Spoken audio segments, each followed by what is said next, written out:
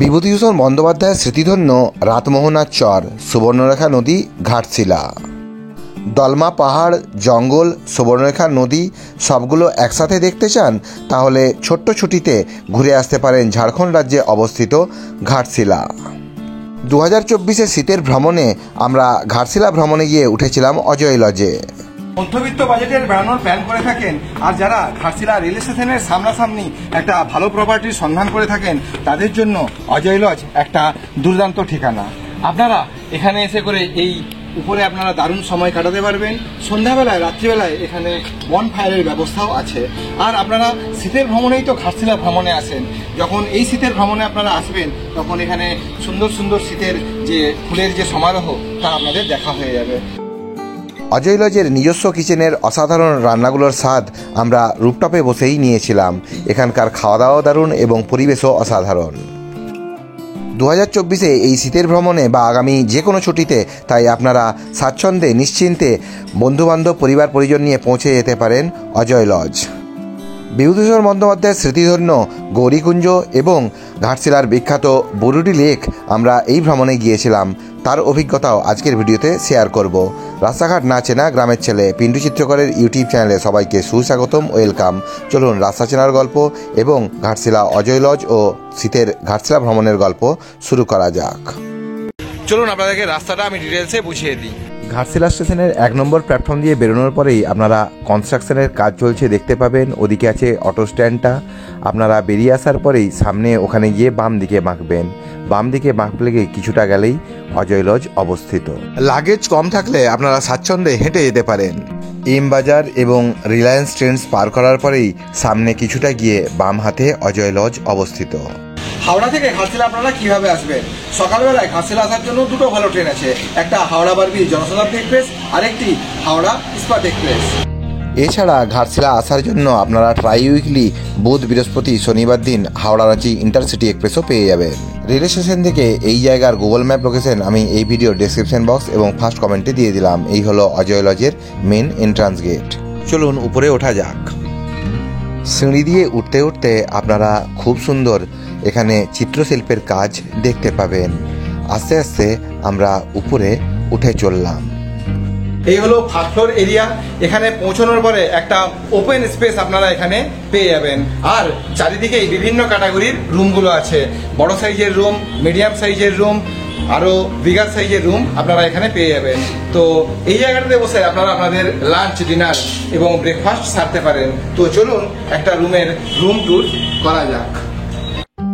Medium size, bigger size বিভিন্ন ক্যাটাগরির room পেয়ে যাবেন। আমরা যেহেতু একদিনের ট্রিপে গেছিলাম তাই আমরা এই রুমটি পছন্দ করেছিলাম। ডাবল বেড এই রুমখানি একদমই পরিষ্কার পরিচ্ছন্ন, আলো হাওয়া বাতাসযুক্ত এবং দারুণ সুন্দর সাজানো গোছানো। তো এই হচ্ছে সম্পূর্ণ রুমখানির আয়তন। রুমটি একদমই পরিষ্কার ও পরিচ্ছন্ন।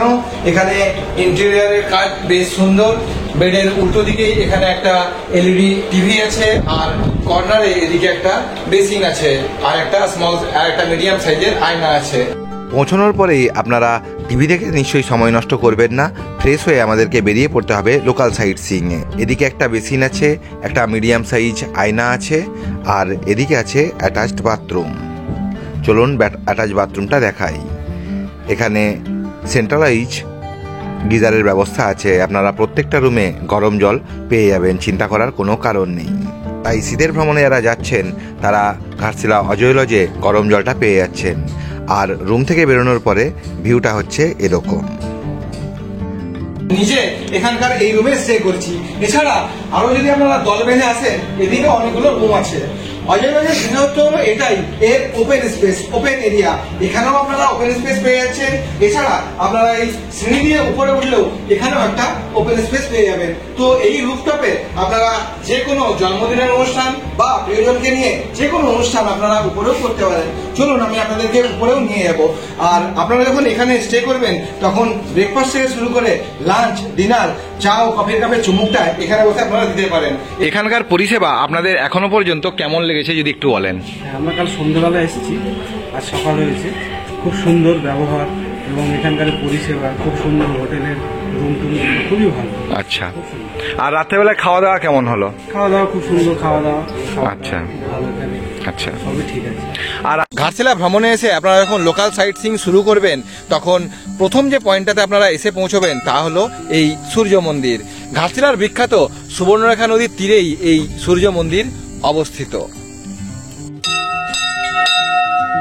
দিনের শুরুটা সুবর্ণরেখা নদীর তীরে এই সূর্য মন্দির থেকে আমাদের দারুণ শুরু হয়েছিল। চলুন এরপরে পরবর্তী গন্তব্য রামকৃষ্ণ মঠ। ঘাটশিলা ভ্রমণে এসে আপনারা একটা অটো রিজার্ভ করেও ঘুরতে পারেন, এছাড়া আমার মতন যদি সোলো ট্রাভেলার হন আপনারা শেয়ার গাড়িতেও ঘুরতে পারেন। সূর্য মন্দির, তারপরে রামকৃষ্ণ মিশন আশ্রম, তারপরে তৃতীয় পয়েন্ট বিভূতিভূষণ বন্দ্যোপাধ্যায়ের বসতবাটি গৌরীকুঞ্জ।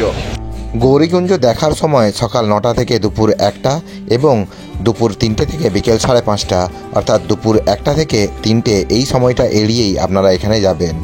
যদি সকাল সকাল পৌঁছে যান তাহলে কোনো অসুবিধা নেই, দুপুর 1টা থেকে 3টে পর্যন্ত এই জায়গা বন্ধ থাকে। গৌরীকুঞ্জতে আপনারা কি দেখবেন, এখানে আপনারা জুতো খুলে প্রবেশ করবেন। প্রবেশ করার পরে ভিতরে বিভূতিভূষণ বন্দ্যোপাধ্যায়ের ব্যবহৃত পোশাক, ওনার লেখা বেশ কিছু পাণ্ডুলিপি এর ভিতরে আপনারা দেখে নেবেন। আপনারা পরিবার নিয়ে অটোয় করে ঘুরতে পারেন, এছাড়া আমাদের মতন শেয়ার অটোতেও ঘুরতে পারেন। শেয়ার অটোতে ঘুরলে খরচ অনেক কম। ঘাটশিলা রেল স্টেশন থেকে রামকৃষ্ণ মঠ মাত্র 10 টাকা। মঠে নেমে মঠ ও গৌরীকুঞ্জ দেখে নেবেন। গৌরীকুঞ্জ দেখে নেওয়ার পরে রাতমোহনার চর।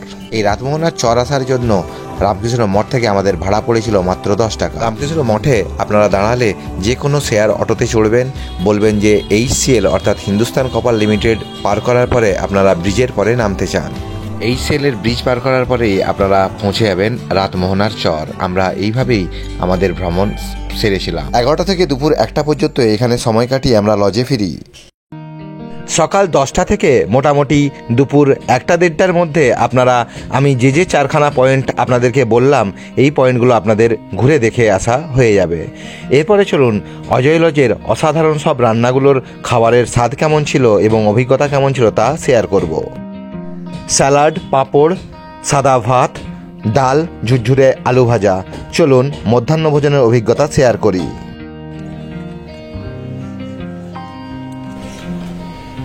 এমন সুন্দর একটা পরিবেশে বসে আমি আমার মধ্যাহ্ন ভোজন ছাড়ছি, এটাই সব থেকে বড় ব্যাপার। হলো গ্রেভি, চিকেনের পিস দেখুন,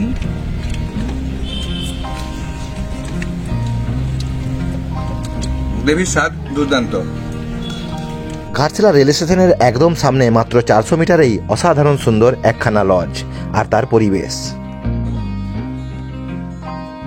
আমার সাথে এই সফরে যারা সফর সাথী ছিল তাদের কাছ থেকেও জেনে নেবো স্বাদ কেমন, খাওয়া দাওয়ার স্বাদ কিরকম। আর ঘাটশিলা ভ্রমণ কেমন চলছে? একদম ওকে। ঘাটশিলা বানানোর প্ল্যানটা আপনারা কিভাবে করবেন? ডে 1 প্রথম দিন আপনারা এখানে পৌঁছে চেক ইন করার পরে আপনারা পৌঁছে যাবেন সূর্য মন্দির, গৌরীকুঞ্জ যেখানে বিভূতিভূষণ বন্দ্যোপাধ্যায় থাকতেন, তারপরে রামকৃষ্ণ মঠ এবং সুবর্ণরেখা নদীর তীরে অবস্থিত রাতমোহনার চর। তারপরে এখানে এসে লাঞ্চ সারবেন। লাঞ্চ সারার পরে বিকেলবেলা আপনারা সূর্যাস্ত দেখার জন্য পৌঁছে যাবেন বুড়ুরি ড্যাম। ভ্রমণে এসে একজন বিশ্বস্ত ড্রাইভারের সন্ধান করছেন, আপনারা ওনার সার্ভিস নিতে পারেন। আপনার নাম বলুন। আপনার নাম বলিয়ে। পাপ্পু নায়ক। পাপ্পু নায়ক। মিস্টার পাপ্পু নায়কের সাথে আমরা ফুলডুংরি এবং বুরুডি লেক গিয়েছিলাম। ওনার ফোন নম্বর আমি এই ভিডিও ডেসক্রিপশন বক্স এবং ফার্স্ট কমেন্টে দিয়ে দিলাম। দাদা আমাদের ভালো ঘুরিয়েছিলেন। তো নদীয়া জেলার বাসিন্দা মিস্টার রাহুল বিশ্বাসের এই ফুলডুংরির পরিবেশ এবং ঘাটশিলার পরিবেশ কেমন লাগছে? খুবই সুন্দর, থাকলে তো মনে হচ্ছে থেকেই যাই। মূল ঘাটশিলা শহর থেকে বুরুডি লেকের ডিস্টেন্স মোটামুটি 11 কিলোমিটার। জঙ্গল পথ পার করে আপনারা যখন বুরুডি লেকের দিকে এগিয়ে যেতে থাকবেন তখন ছোট ছোট টিলা পাহাড়গুলো দেখতে পাবেন এবং বুরুডি লেকে পৌঁছানোর পরে আপনাদের অসাধারণ এক অনুভূতি হবে। এখানে বোটিংয়ের ব্যবস্থাও আছে, শীতকালে গেলে আপনারা বোটিং করতেও ভুলবেন না। তো এই হলো বুরুডি লেক। সূর্যাস্ত দেখার জন্যই এই বুরুডি ড্যামে চলে আসা উচিত। এখান থেকে ধারাগিরি বলে একটা জায়গা আছে, ধারাগিরিটাও অনেকে দেখতে যায়, তবে আমরা এখন বিকেল সন্ধ্যা হয়ে গেছে বলে ধারাগিরি এখন আমরা যাবো না। আমরা সূর্যাস্তর অপরূপ রূপ দেখার জন্য এখানে চলে এসেছি। আমাদের সকালবেলায় একটা হাফ ট্রিপ আমরা করেছিলাম, আফটার লাঞ্চ এই জায়গাতে আসা উচিত। অনেক লোক যদি ভুল করে দুপুরে এই জায়গাটা ঘুরে চলে যান, সেটা করা উচিত নয়। এই জায়গাটা যদি বিকেলবেলায় আপনারা আসেন, এক তো সময়টা দারুণ কাটবে, তারপরে হোটেলে ফিরে যাওয়া হবে বা ট্রেন ধরার জন্য ফিরে যাওয়া হবে। এই সূর্যাস্ত এই পরিবেশটা কিন্তু বিকেলবেলাতে এলেই পাওয়া যাবে, নাহলে দুপুরে খালি রোদ করে।